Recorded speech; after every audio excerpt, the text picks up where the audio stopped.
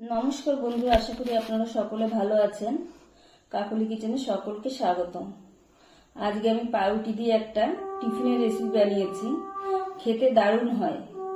একঘেয়ে রুটি পরোটা খেতে ইচ্ছে না করলে এই টিফিনটি বানিয়ে দেখতে পারেন।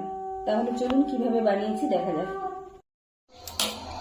এখানে আমি একটা গাজর গ্রেট করে নিয়েছি, একটা আলু নিয়েছি, পেঁয়াজ কুচি নিয়েছি, একটা টমেটো কুচি আর একটা ক্যাপসিকাম নিয়েছি।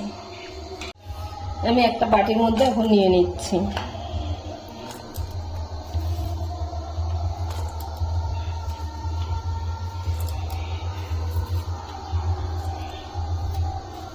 আমি এখানে 1 কাপ কর্নফ্লাওয়ার নিলাম, কর্নফ্লাওয়ার দিলাম 1 কাপ।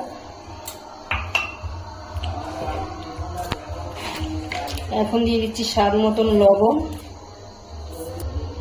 হলুদ, দিচ্ছি লঙ্কার গুঁড়ো, দিচ্ছি চাট মশলা, দিচ্ছি ধনে পাতা কুচি আর দিচ্ছি 2 চামচের মতন চালের গুঁড়ো।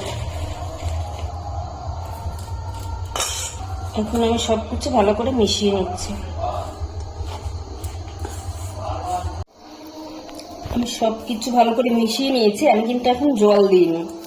এখন আমি 10 মিনিটের জন্য রেস্টে রেখে দেবো। লাস্টে যদি জল দরকার হয় তাহলে পরে অল্প দেবো। প্রথমে আমি জল দিচ্ছি না, কারণ সবজি থেকে জল বেরোবে। আমি এখন 10 মিনিটের জন্য ঢেকে রেখে দিচ্ছি। আমি এখানে 5টা পাউরুটি নিয়েছি। এখন পাউরুটির সাইডগুলো আমি কেটে নিচ্ছি।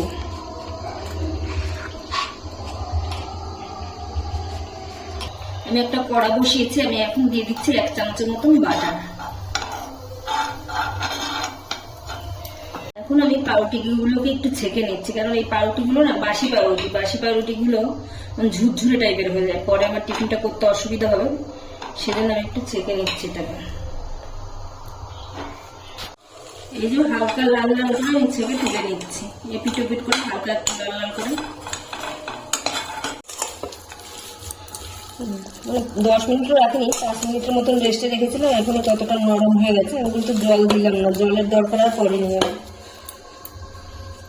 এখন যে পাউরুটিগুলো আমি ছেঁকে রেখেছি, পাউরুটিগুলোর গায়ে এইভাবে এই স্টারিংটা লাগিয়ে দেবো। সুন্দর করে চারিদিকে লাগিয়ে দিতে হবে, চারিদিকে যেন লাগে। 2 সাইডেই লাগিয়ে দেবো।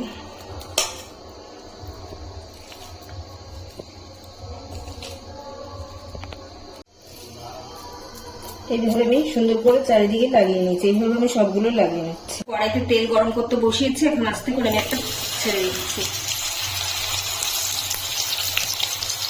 আমি দুটো করে ভেজে নিচ্ছি। আমার কড়াইটা ছোট, একসঙ্গে বেশি দেওয়া যাচ্ছে না, দুটো করে ভেজে নেবো।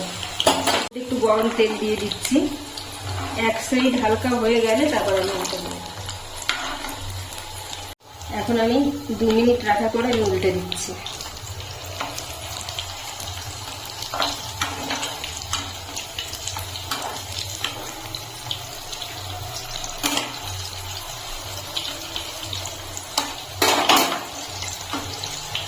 গ্যাসের ফ্লেমটা মিডিয়ামে রেখে আমি মুচমুচে করে উল্টে পাল্টে ভেজে নেব।